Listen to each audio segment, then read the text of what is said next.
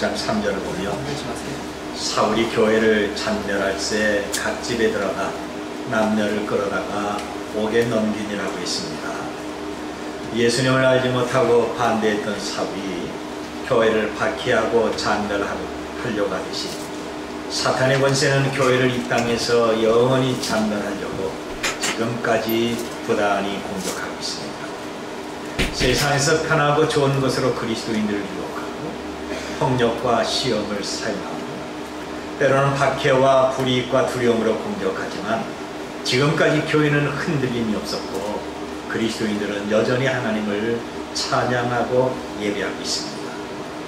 이것은 우리가 믿음이 좋아서가 아니라 예수님이 약속하신 대로 내가 이 반석 위에 내 교회를 세우리니 음부의 권세가 이기지 못하리라는 말씀 때문에 그런 것입니다. 교회가 사탄의 공격을 방해하고 대항하고 유지하고 승리하는 것은 예수님의 권세와 성령의 능력과 하나님의 말씀이 있기 때문에 그런 것입니다. 예수님의 이름과 성령의 능력을 의지할 때 우리는 강해질 수 있고 사탄의 어떤 권세라도 능히 깨뜨릴 수가 있습니다. 사도행전 9장 31절 보면 그리하여 온 유대와 갈릴리와 사마리아 교회가 편안하여 든든히 서가고 주를 경외함과 성령의 위로로 진행하여 수가 더 많아지니라고 있습니다.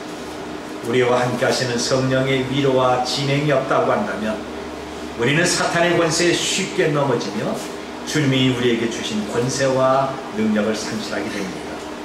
그래서 사도 바울은 성령의 곧 하나님의 말씀을 가지라고 했습니다. 하나님의 말씀은 세상 권세와 어둠을 깨트리고 쪼개는 아주 강력한 무기가 됩니다. 그래서 금식하신 예수님은 사탄이 시험할 때 기록되었으되 라는 말씀으로 물리치셨습니다. 오늘 본문은 기독교 최초의 부흥 사경회를 기록한 그런 내용입니다. 사경회 주체자는 백부장 고넬료이고 장소는 그의 집입니다.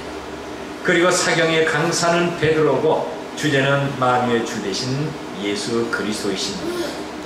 36절을 보면 만유의 주 되신 예수 그리스도로 말미암아 화평의 복음을 전하사 이스라엘 자손에게 보내신 말씀이라고 했습니다. 사경의 결과는 성령으로 충만해서 며칠간 더 계속했습니다. 그리고 고넬료는 이방 사람으로 교회 최초로 세례를 받는 은혜를 받습니다. 그리고 방언의 은사를 받습니다. 정말 심령의 부흥을 사모하고 말씀을 받으면 성령의 능력을 체험할 수가 있습니다. 우리도 강단에서 선포되는 하나님의 말씀을 통해서 늘 성령의 임재하심을 그리고 성령의 놀라운 이적적인 능력이 우리들 가운데 임하시길 바랍니다. 먼저는 부흥 사경의 동기입니다. 어떻게 이것이 이루어졌을까요? 사경의 동기는 하나님의 조건 없는 선택과 사랑입니다. 하나님은 아무것도 알 수 없는 무기력한 이스라엘 백성들을 당신의 자녀로 선택하셨습니다. 그리고 오랫동안 인내하시면서 선택한 백성들에게 하나님을 예배하며 섬기는 교육을 시켰습니다. 아버지의 사랑으로 인내하며 이들을 품어주셨고 자상한 선생님의 마음으로 이들을 가르쳐 주셨습니다. 때로는 친절한 의사의 마음으로 이들의 상처를 치료하셨고 목자의 심령으로 양들을 좋은 것으로 이끌어 주셨습니다. 그러나 백성이 거역하고 패역할 때는 공의의 심판으로 책망하시고 징계하셨습니다. 그래서 선민 이스라엘은 이방 사람들과 완전히 구별되도록 교육을 시켰고 하나님만 섬기면서 연단받게 하셨던 겁니다. 그런데 하나님이 이런 선택은 이스라엘 백성으로 끝나는 것이 아닙니다. 선택된 이스라엘 백성들이 복음의 씨앗이 돼서 세계에 흩어져 있는 하나님의 백성들에게 구원을 나타내게 된 것입니다. 바로 하나님은 조건 없이 저와 여러분을 선택하셨습니다. 우리의 영원한 구원과 영생 복락을 위하여 하나님은 일방적으로 우리를 당신의 자녀로 삼으셨습니다. 그분의 주권적인 사랑은 어떤 조건과 자격을 문제 삼지 아니하시고 우리를 선택하셨던 겁니다. 34절을 보면 베드로가 입을 열어 말하되 내가 참으로 하나님은 사람의 외모를 취하지 아니하시고 라고 했습니다. 사람은 아름다운 것, 고운 것, 매력적이고 학식이 많고 모든 것이 풍부한 것을 원합니다. 그래서 이런 것들을 선택의 기준으로 삼고 자기 이해타산과 결부시키고 있는 겁니다. 사람은 친구를 사귀려고 해도 조건을 보고 만나고, 결혼해도 조건이 있고, 학교를 선택하고, 직장을 선택할 때도, 심지어는 교회를 선택할 때도 어떤 외형적인 조건을 보는 겁니다. 그런데 하나님은 우리의 외모를 보지 아니하시고 중심을 보시는 것입니다. 여러분, 하나님이 우리의 외모를 보시거나 내가 가졌던 어떤 소유를 보시고 선택하신다면 오늘 이 자리에 하나님 앞에 합당한 사람이 과연 얼마나 될까? 지금은 나의 외모가 다른 사람보다 윤택하고 아름답다고 자부심을 가져도 몇 년 후에는 주름이 생기고 거칠은 피부와 무딘 감각의 사람으로 변하게 될 것입니다. 내가 가지고 있는 재산을 다 총동원하고 내가 알고 있는 지식을 다 총동원해도 하나님의 소유와 하나님의 지혜와 지식에 천만분의 1도 안 되는 것입니다. 우리는 하나님의 것을 가지고 살고 있습니다. 하나님이 거저주시는 공기를 마시고 돈을 내지 않고 햇볕을 쬐고 밤에 편히 잠을 잘 수 있도록 어둠을 주십니다. 이 모든 것들은 다 공짜입니다. 우리는 하나님 앞에 분명히 빚진 인생입니다. 아무리 가족이 좋고 사랑스럽긴 하지만 언젠가는 이별할 날이 있습니다. 내가 힘써 연구해서 논문에 합격하고 박사 학위를 가졌어도 어째 우주를 알 수가 있겠습니까? 깊은 하나님의 지혜와 지식의 풍요함을 따라갈 수도 없고 넘겨볼 수가 없습니다. 바로 우리는 하나님 앞에 정말 아무것도 아니고 한 점의 티끌에 불과한 것입니다. 우리가 믿노라 하지만 말과 생각과 행위로 심판하신다고 한다면 오늘 우리 가운데 구원받을 사람이 몇 명이나 되겠습니까? 그래서 우리는 그저 하나님의 눈치만 보는 사람들입니다. 이것을 하나님의 은혜로 산다고 말합니다. 이스라엘의 사울왕을 하나님이 폐하시고 후계자를 세울 때입니다. 사무엘 선자는 기름을 가지고 이새의 집으로 가서 그의 아들들을 다 봅니다. 그는 장남 엘리야를 보고 너무 훤칠한 신장과 멋진 외모에 그냥 감탄해버리고 말았습니다. 사무엘은 엘리야비 너무 멋진 외모에 하나님 앞에 기도하는 것도 잊어버리고, 야, 과연 하나님이 이렇게 멋진 사람을 준비해 놓으셨구나, 이렇게 잘생기고 멋진 사람을 내가 지금까지 보지 못했다 감탄하면서 그에게 기름을 부으려고 했습니다. 그런데 하나님은 사무엘을 급히 말리십니다. 선지자야, 너는 용모와 신장을 보는구나. 내가 보는 것은 너와 같지 않다. 사람은 외모를 보거니와 나 여호와는 중심을 보느니라. 그러면서 그 자리에 있지도 않은 다윗을 불러다가 기름 붓게 만들었던 것입니다. 예레미야 20장 12절 말씀을 보면 예레미야는 하나님 앞에 기도하기를 의인을 시험하사 회부와 심장을 보시는 만군의 여호와여 라고 했습니다. 여러분, 하나님은 우리 어떤 외적인 자격이나 조건이 아니라 마음 중심을 보시며 회부와 심장을 꿰두시는 것입니다. 하나님은 이스라엘 백성들이 짐승처럼 취급하고 상종하지 않는 이방인 고뇌를 선택하셔서 말씀을 듣게 하셨습니다. 이런 하나님의 사랑으로 저와 여러분을 선택하셨고 그분의 자녀가 되는 권세를 갖게 하셨습니다. 우리가 사탄의 지배를 받고 세상과 짝하면서 영원한 고통과 죽음의 길을 가고 있을 때 하나님이 우리를 불러주셨습니다. 우리가 예수님을 알지도 못하고 십자가를 알지 못할 때, 관심도 없었을 때 조건 없이 선택하시고 하나님의 자녀로 삼으셨습니다. 그리고 자상한 아버지의 사랑으로 보았고 우리를 여기까지 인도하셨던 것입니다.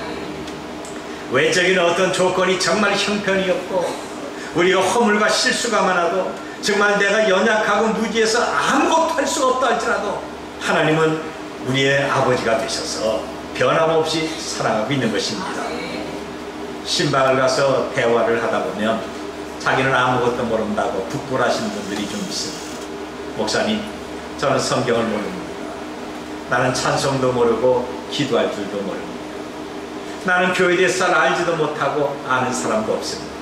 그러면서 알지 못하는 자기를 부끄러워하고 있습니다.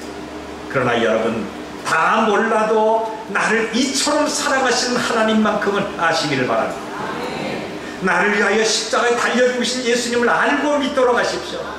내가 예수님을 믿고 교회 나와 예배하게 하시는 성령은 언제든지 어디서든지 나와 함께 있음을 믿도록 하십시오. 하나님은 아무것도 모르는 나를 이처럼 사랑하사 조건 없이 선택하시고 십자가의 사랑을 물붓듯이 부어주셨던 것입니다. 이제 조건 없이 나를 이처럼 사랑하시고 선택하신 하나님 앞에서 어떻게 살아야 되는 것입니까? 빚진 인생이 어떻게 살면 되겠습니까? 믿음으로 하나님을 기쁘시게 해야 되는 것입니다. 히브리서 11장 6절 보면 믿음이 없이는 하나님을 기쁘시게 하지 못한다고 했습니다. 오늘 우리는 믿음으로 하나님을 기쁘시게 하는 자녀가 돼서 하나님께 찬송과 영광을 돌려야 됩니다. 그리고 거룩하게 사셔야 됩니다. 구별된 삶. 베드로전서 1장 16절 보면 내가 거룩하니 너도 거룩할지니라고 했습니다. 하나님의 자녀는 당연히 하나님의 거룩한 성품을 닮아야 될 것입니다. 때로는 외롭고 쓸쓸하고 사람들이 상대해주지 않아도 세상과 구별된 삶을 산다고 한다면 하나님 인정하시는 거룩한 삶이 바로 그것입니다. 그리고 말씀에 순종하셔야 합니다. 히브리서 12장 9절 보면 우리 육신의 아버지가 우리를 징계하였어도 공경하였거늘 하물며 모든 영이 아버지께 우리가 더 복종하여 살지 않겠느냐. 천지를 창조하시는 하나님 앞에서 나의 영과 육을 굴복시키고 말씀 앞에 순종해야 되는 것입니다. 그리고 또 한 가지가 있다면 바르고 진실되게 살아야 됩니다. 바로 이것이 예수님이 말하시는 빛된 삶입니다. 에베소 5장 9절 보니까 빛의 열매는 모든 착함과 의로움과 진실함이 있다고 했습니다. 하나님 은혜와 사랑으로 우리를 선택하셔서 천국 가정이 되었기 때문에 우리 늘 감사하면서 모든 착함과 의로움과 진실함으로 살아야 될 것입니다. 그리고 두 번째는 사경의 설교 내용입니다. 베드로는 고넬료 집에서 어떤 주제를 가지고 어떻게 설교를 했을까요? 36절을 보니까 만유의 주 되신 예수 그리스도로 말미암아 화평의 복음을 전하사 이스라엘 자손들에게 보내신 말씀이라고 했습니다. 그 말씀이 과연 어떤 것일까요? 이 사경의 주제는 만유의 주 되신 예수 그리스도인데 베드로가 이 말씀을 가지고 증거한 5가지 대지가 있습니다. 먼저는 선을 행하시는 예수 그리스도이십니다. 38절에 하나님이 나사렛 예수에게 성령과 능력을 기름 붓듯 하셨으며 그가 두루다니시며 선한 일을 행하시고 마귀에게 눌린 모든 사람을 고치셨으니 이는 하나님이 함께 하셨음이라고 했습니다. 예수님은 병을 고치시고 상한 심령을 위로하시고 마귀에 눌린 사람에게 자유와 기쁨과 소망을 주셨습니다. 그리스도란 기름 부음 받은 자란 뜻입니다. 이스라엘에서는 선지자와 제사장과 왕에게 기름 부어 그 직무를 감당하게 했습니다. 기름이란 귀하고 높은 사명을 위해서 하나님이 부어주시는 성령을 상징하고 있습니다. 하나님이 나사렛 예수에게 성령과 기름을 물붓듯이 부어주셨는데 예수 그리스도는 영원한 선지자요 우리의 모든 죄를 해결하신 제사장이며 영광의 왕이 되십니다. 그뿐 아니라 십자가에 죽으신 예수 그리스도를 설교를 했습니다. 39절에 우리는 유대인의 땅과 예루살렘에서 그가 행하신 모든 일의 증인이라 그를 그들이 나무에 달아 죽였으나 그랬습니다. 신명기 21장 23절 보면 나무에 달린 자는 하나님 앞에 저주를 받았다고 기록하고 있습니다. 여러분, 예수님이 나무에 달려 죽인 것은 우리가 받을 저주와 죽음의 고통이 예수 그리스도에게 나타나게 된 것입니다. 갈라디아 3장 13절 보니까 그리스도께서 우리를 위하여 저주를 받은 바 되사 율법의 저주에서 우리를 속량하셨으니 기록된 바 나무에 달린 자마다 저주 아래 있는 자라 하였음이라고 했습니다. 예수님이 십자가에 달리셨을 때 갑자기 해가 어두워지고 세상이 3시간이나 캄캄하게 됐습니다. 바로 이것은 우리의 죄악이 빛을 잃어버리게 하고 하나님과 진리와 생명에 대해서 어두웠다고 하는 것입니다. 그러나 예수님이 십자가의 죽음으로 캄캄함이 밝음이 되었고 사망이 생명으로 됐습니다. 그 다음에 세 번째는 부활하신 예수 그리스도를 말합니다. 베드로의 설교는 선을 행하시는 예수 그리스도와 십자가에 죽으신 그리스도를 말합니다. 그리고 이제는 부활하신 예수 그리스도에 대해서 말씀하십니다. 40절과 41절 보면 하나님이 사흘 만에 다시 살리사 나타내시되 모든 백성에게 하신 것이 아니요 오직 미리 택하신 증인 죽은 자 가운데서 부활하시고 그를 모시고 음식을 먹은 우리에게 하신 것이라고 했습니다. 하나님의 절대적인 능력은 십자가에 죽은 예수님을 사흘 만에 살리셨습니다. 그래서 부활하셔서 제자들과 함께 먹고 마셨던 예수님은 지금도 늘 우리와 함께 하시면서 우리의 식탁을 풍성하게 축복하십니다. 그 다음에 네 번째 내지는 재판장 되시는 예수 그리스도십니다. 42절 보면 우리에게 명하사 백성에게 전도하되 하나님이 살아있는 자와 죽은 자의 재판장으로 정하신 자가 곧 이 사람인 것을 증언하게 하셨고라고 했습니다. 예수님은 부활을 통해서 구원을 완성시켰고 장차 재림하셔서 죽은 자와 산 자를 심판하시는 재판장이십니다. 언젠가 우리 모두는 재판하실 예수님 앞에 서게 될 것입니다. 요한복음 5장 22절 보면 아버지께서 아무도 심판하지 아니하시고 심판을 다 아들에게 맡기셨다고 했습니다. 예수님은 하나님의 예정대로 산 자와 죽은 자를 심판하십니다. 심판은 부활하신 예수님을 믿느냐 아니면 거절하느냐를 기준으로 삼고 있습니다. 그리고 설교의 그 다섯 번째 대지는 죄사함을 받는 방법입니다. 사도 베드로는 고넬료 집에서 예수 그리스도에 대해서 설교를 했습니다. 그의 설교 내용은 예수 그리스도가 어떤 분이신가를 말씀합니다. 예수 그리스도는 선을 행하시고 십자가에 달려 죽으셨고 부활하셨고 재판장이 되십니다. 그리고 마지막으로 죄사함 받는 방법을 말씀하고 있는 것입니다. 43절 보면 그에 대하여 모든 선자도 증언하되 그를 믿는 사람들이 다 그 이름을 힘입어 죄사함을 받는다 하였습니다. 여러분 바로 이것이 구원의 방법입니다. 아버지가 어떻게 사랑하는 자기 자식을 정죄하고 심판받아 죽게 만듭니까? 하늘며 중보자이신 예수님께서 십자가에서 피 흘려 죽으시고 그 피가 모든 우리의 불의와 불법을 깨끗하게 만드셨습니다. 그래서 우리가 구원받는 것입니다. 그러므로 여러분 죄로 인한 갈등과 고통은 그리스도 안에서 다 깨끗하게 완전하게 해결됐음을 믿도록 하십시오. 더 이상 죄의식을 갖지 마십시오. 이제는 죄에 억눌리지 말고 그리스도 안에서 모든 죄를 깨끗이 씻기는 보혈의 샘터로 우리가 나가야 될 것입니다. 예수님이 십자가에 달리셔서 다 이루었다 말씀하실 때 우리의 모든 죄는 다 해결이 됐습니다. 그리고 세 번째는 사경의 결과는 어떻습니까? 베드로가 사경에 한 그 결과가 두 가지로 나타납니다. 먼저는 성령의 충만함을 체험했습니다. 고넬료와 그의 가정은 말씀 듣는 가운데 성령의 충만한 임재를 체험했습니다. 이방인으로 기독교 최초로 그가 성령을 받은 것입니다.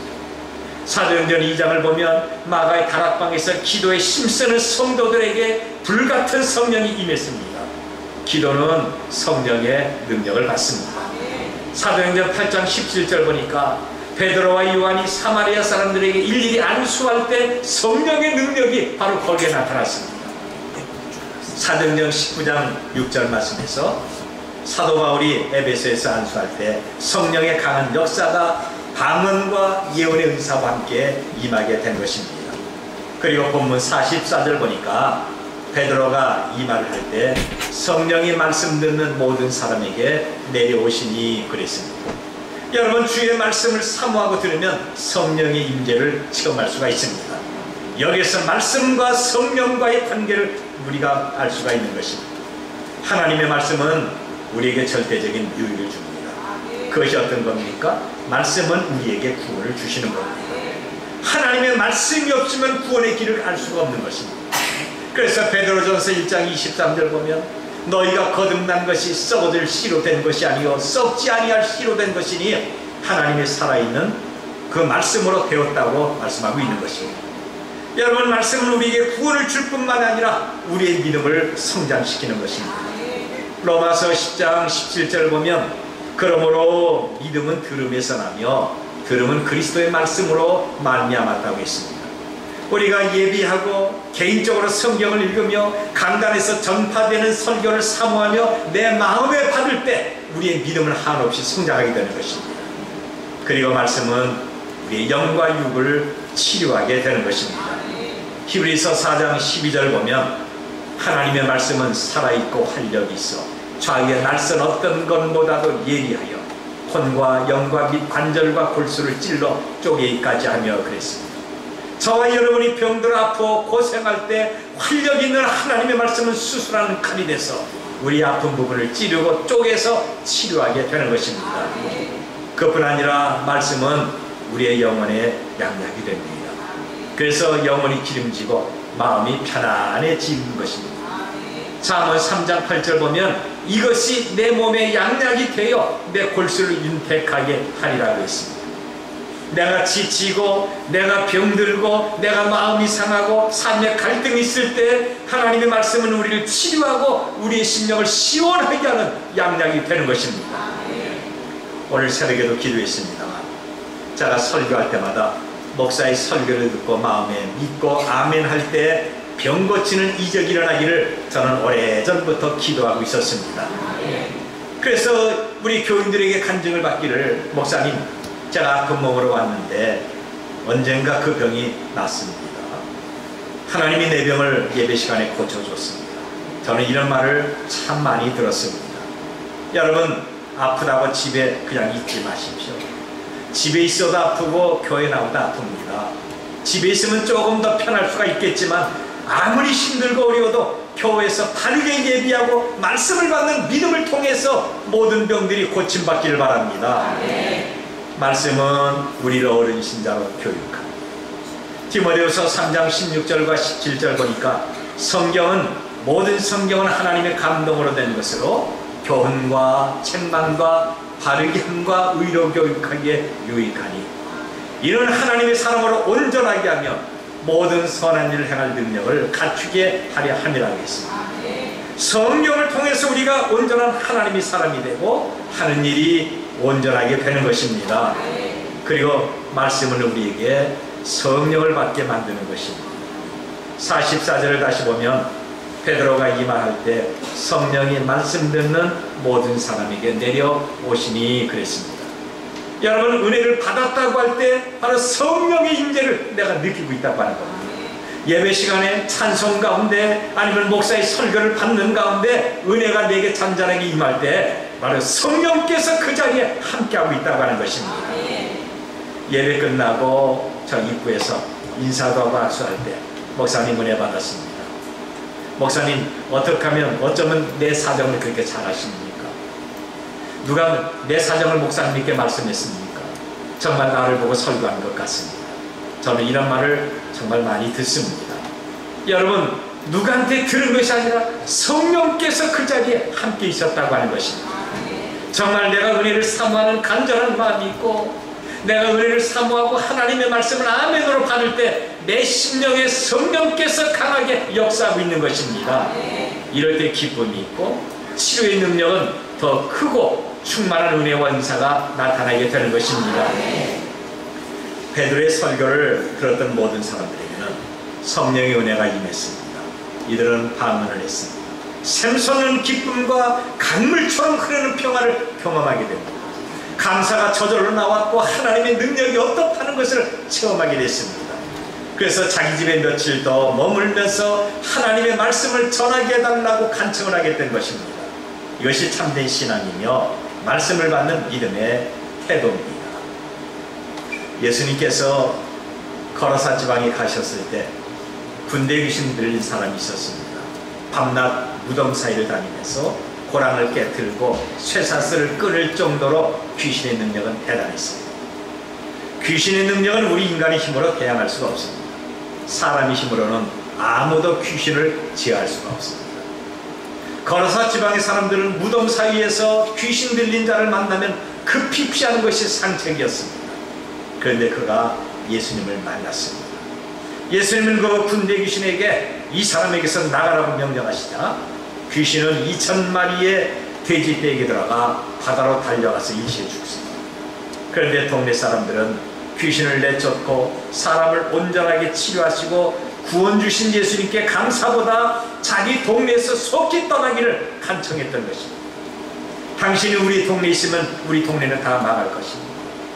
제발 이 동네에서 빨리 떠나주세요.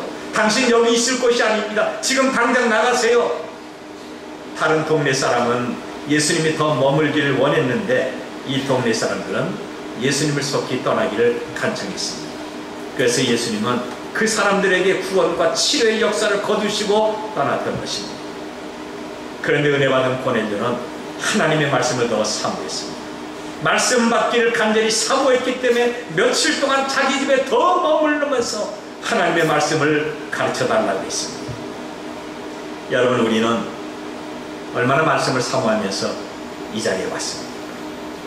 목사가 설교할 때 지루하다, 딴 날보다 좀 더 길다, 오늘 왜 이렇게 길지? 그러면서 마음을 닫고 있지는 않습니까? 제 설교가 다른 목사의 설교에 비해서 엄청나게 짧다고 하는 사실을 여러분 인정하셔야 됩니다. 인정하죠?